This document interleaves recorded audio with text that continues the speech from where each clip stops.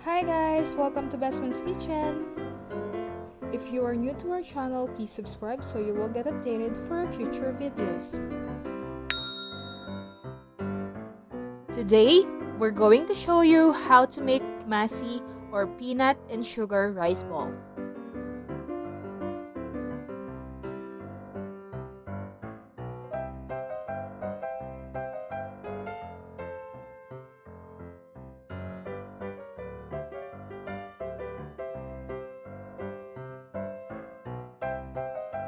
So here are the ingredients for this recipe.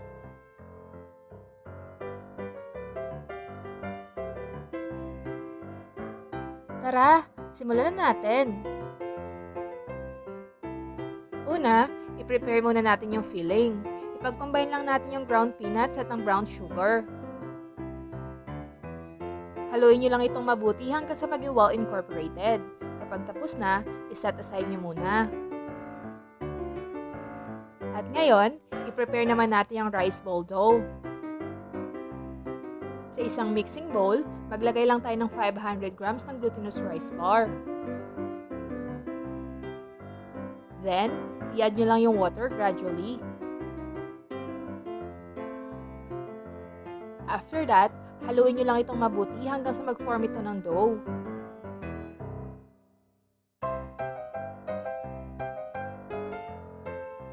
Ready na yung dough natin pag na-achieve nyo na yung ganitong consistency. By the way guys, if you still haven't subscribed to our channel, please do so. Just click the subscribe button and hit the notification bell. At ngayon, pwede na tayo mag-assemble ng rice balls.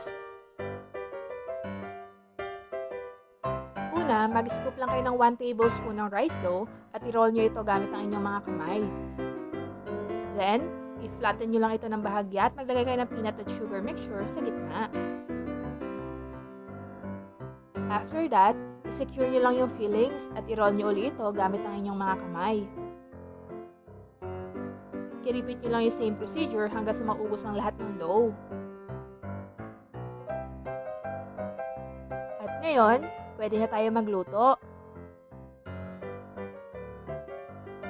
Isa-isa nyo lang ilagay yung mga rice balls sa kumukulong tubig.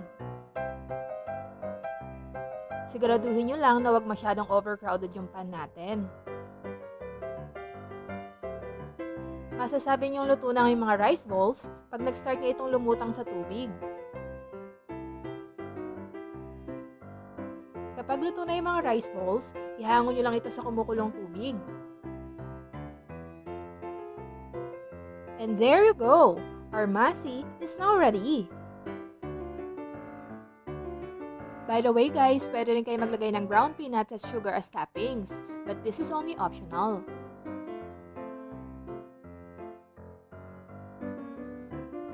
We hope that you enjoyed this video and please give us a thumbs up. You can also comment down below if you want to request recipes that we can feature on our next vlogs.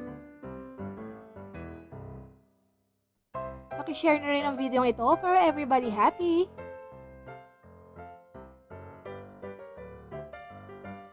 Thank you so much for watching. Don't forget to subscribe. Bye guys, till our next vlog.